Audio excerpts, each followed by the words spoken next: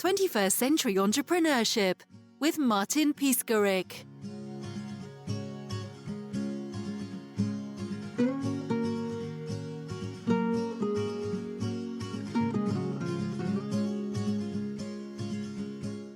Have you ever asked yourself, in this world of technology, everything that's coming at us at 100 miles an hour these days, where does the value of personal service actually lie?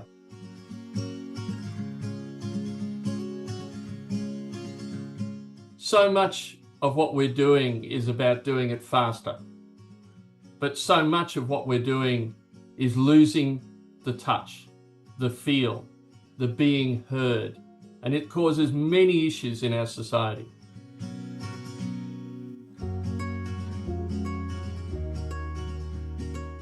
Our focus today is to talk about personal service in a depersonalizing world and the value that that can create for clients, for customers, for the people that we want to care about and get paid by to deliver those sorts of benefits to them.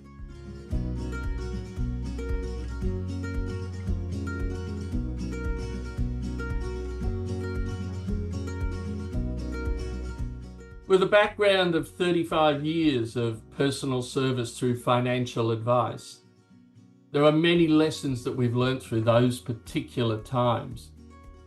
And I think what's been most interesting, especially in the last, say, 10 years of that period, is starting to recognize the importance of focusing on personal service. And in all of that time, I don't believe that I've ever seen a time where it has been more valuable, more capable of being paid for than today.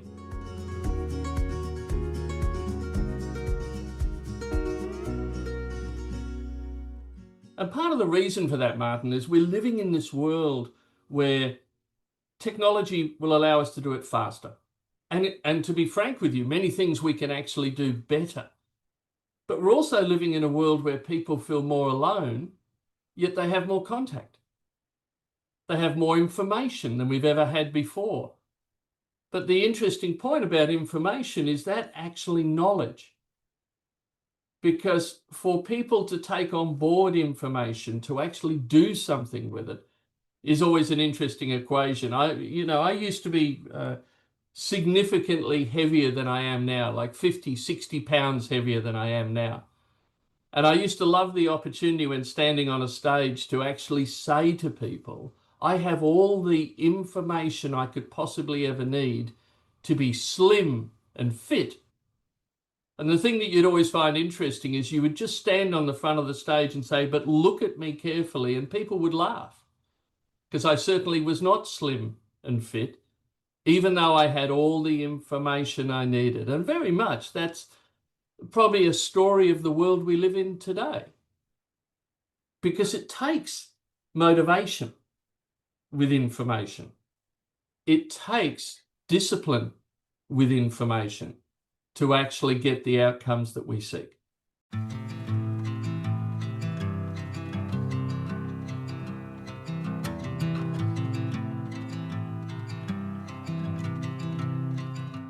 And so the practice that we now run has been built with that particular thesis in mind. Bigger is not always better.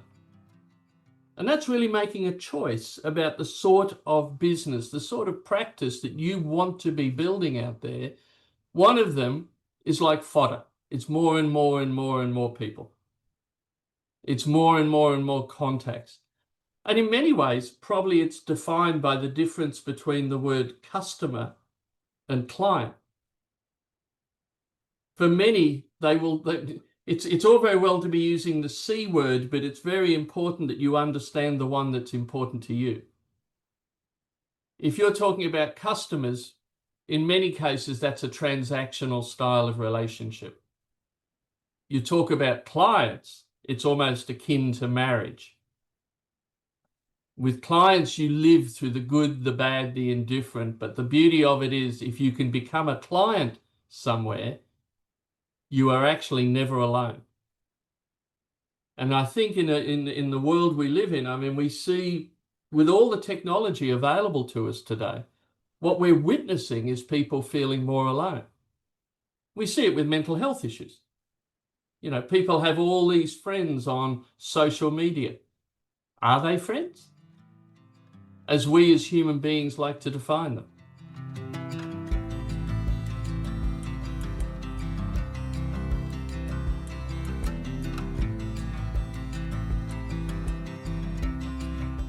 And so if you think through some of those elements, the pursuit of cheaper has been a driving force in many of the business decisions that we're witnessing.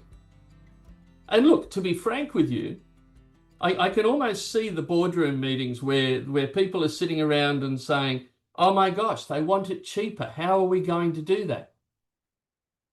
And the first discussion was, well, we'll outsource it to countries where they can do it cheaper. But the follow-up was actually a discussion. I can almost imagine it. I don't know, it would have been 15 years or so ago. Another boardroom meeting. They still want it cheaper. What are we going to do? And someone came up with the brilliant idea. I'll tell you what we'll do. We'll outsource to them. And what our technology has done to a certain degree is hand back to us the ability to do the work. And look, in many cases, that works fine. Booking an airline ticket, going online and booking a restaurant, all of these things can feel convenient to us. But boy, when something goes wrong, you can't even find a phone number to talk to a human being. I mean, when you actually talk to people about the concept of service today, and you reassure them, I mean, one of the things we do, now I maybe provide a little bit of background here, 35 years working in the financial advisory profession, both running companies for others, and then in the last 13 years establishing my own practice with my business partner, Rod Cobain. We had already adopted many of these values at that point 13 years ago. And Rod and I, when we sat down and talked about it, said, well, how many people can we afford to provide that level of personal service to? And what I mean by personal service, let me define it for you. It's the fact that I answer my telephone, but I not only answer my clients' calls, I answer it with knowledge of who they are, how they feel, and can engage with them in meaningful conversations about their personal affairs. Now, when you think about it, who have we got left in our world that can do that as a professional? Our doctors? Well, we've managed to drive them down to 10 or 15-minute appointments these days, haven't we? Person after person after person after person. It used to be people like a bank manager in our community, but largely they've disappeared entirely. And so you're getting to the point where, as much as we're more connected, people feel lonelier than they ever have before. And that's an amazing thing. Martin, you and I are sitting here right now across the world having this particular conversation. Fabulous technology that allows us to do it, and it'll only get better. But does it replace that personal knowledge, that personal connection?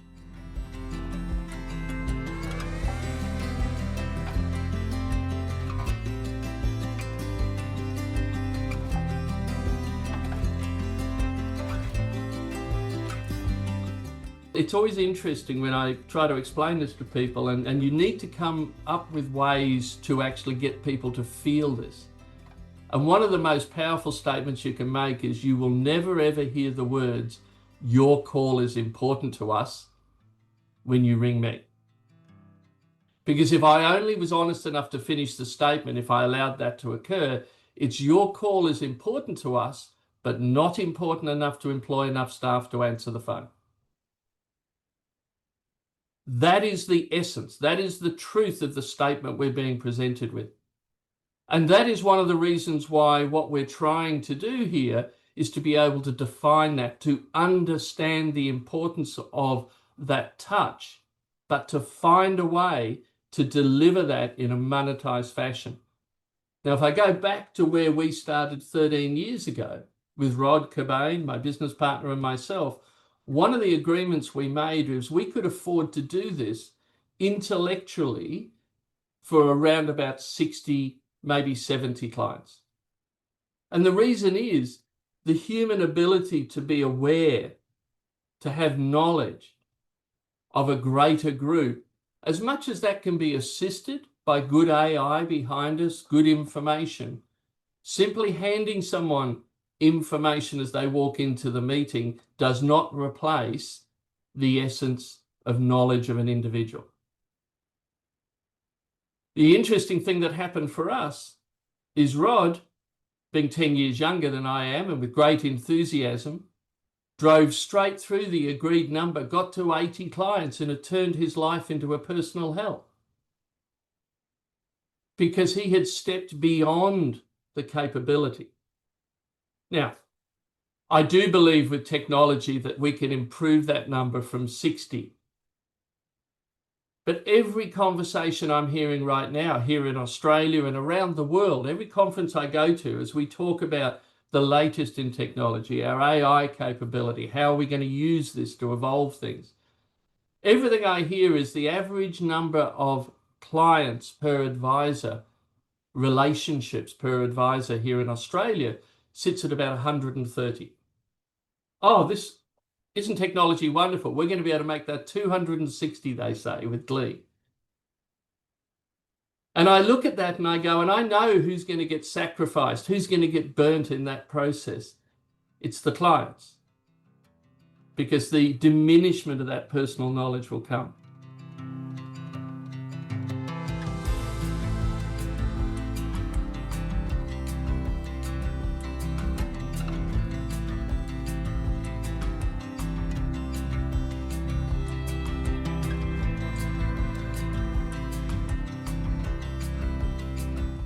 So the truth is that if you're going to deliver personal service, you have a limited number of seats on your bus, a limited number of seats in your airplane. And it becomes so important to actually define that.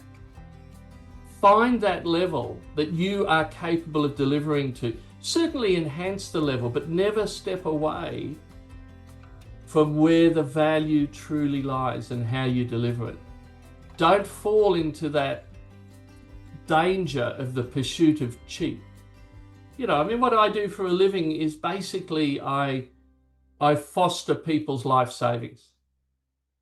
Now, that's a very honourable position. In truth, we do so much more than that. We engage on a whole range of different levels.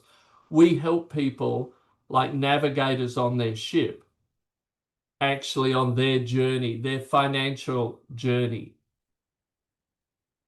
So the question becomes is, how do you get paid sufficiently to deliver that personal service?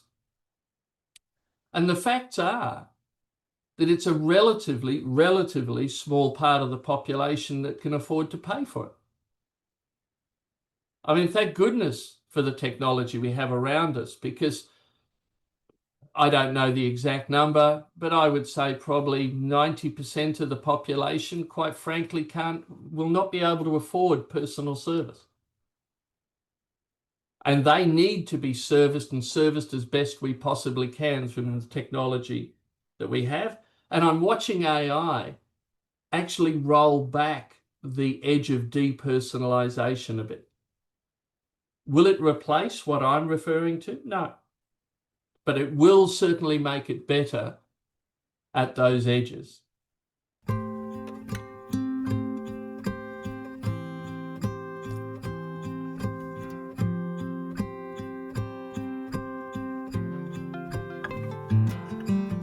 All of what we've been talking about comes down to this issue of understanding the power of personal service in a depersonalizing world.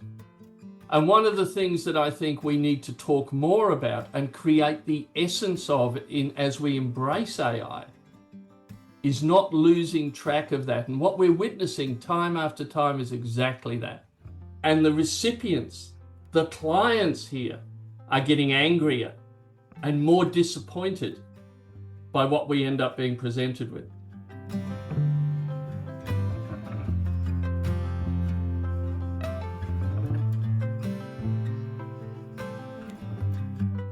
So you realize as we talk through these particular issues, the power of personal service.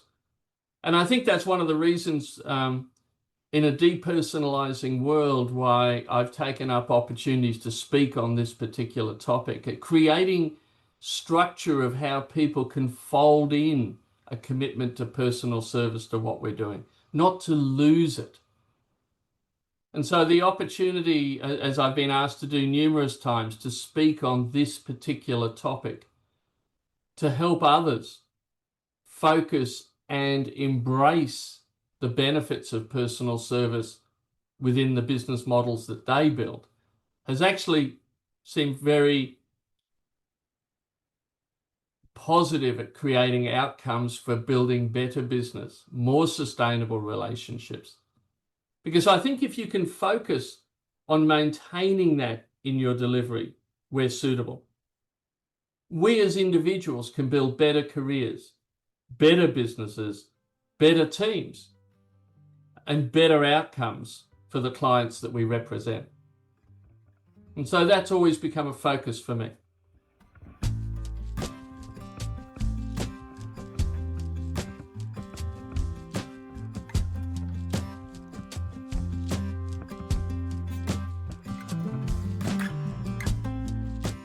So after 10 to 13 years of building a practice with this focus of personal service, with a realization of 60 clients being the limit of our bus, our airplane, the last 2 years, nothing like a little bit of COVID to get our attention. And in particular, you're talking to someone living in a city with one of the worst reputations in the world, the most locked down city during COVID that existed is Melbourne, Australia. So sitting in your basement for a couple of years gives you every opportunity to contemplate what you're doing. And in doing that, realizing that if we wanted to allow this practice to build further, we needed to evolve the model. And in doing so, we made the decision to do that, found good people to bring into the model, and started asking ourselves the question of how to build it larger, yet still maintain the personal focus.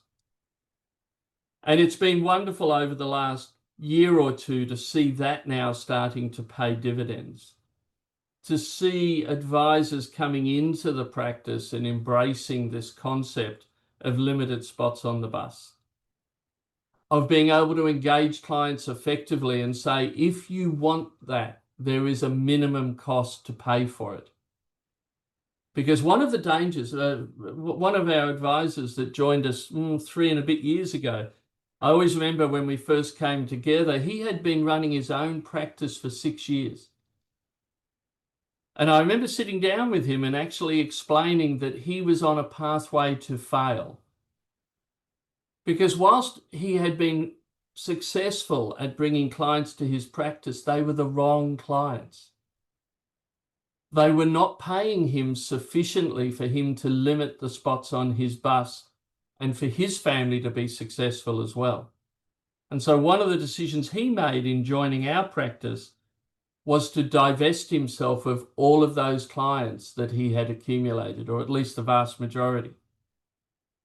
But watching him now embrace a minimum fee standard, which you must put in place for this type of service, and believe in the value that you're actually delivering, it's been wonderful to watch him become empowered with belief and the clients warm to that the way in which they do. You know, when you promise a client that you will never have to read a file note to remember who they are, when you promise a client that you will always answer your phone with knowledge of who they are, right there they see the value in the personal service.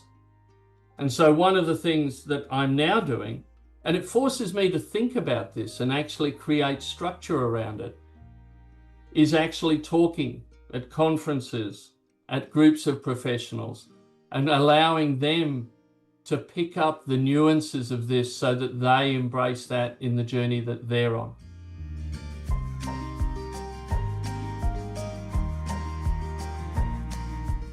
So for those that might be interested in exploring this topic further, I would recommend timtownsend.com.au. And there you will actually see a number of podcasts such as this that I've participated in that will give you an essence of this work. It will also provide you with contacts to be able to reach out if you would like us to come and explore this further with the people that you're leading, with the people that you're guiding to build better practices, if you're looking to enhance the personal service and get paid for it. 21st Century Entrepreneurship with Martin Piskarik. Imagine a space where triumphs, trials, and tales of entrepreneurship come alive. Welcome to the 21st Century Entrepreneurship Podcast, a gold awarded journey hosted by Martin Piskarik, connecting with listeners in 95 countries and ranking in the top 0.5% of all podcasts. Join our exclusive community, elevate your perspective, and embark on the path to success.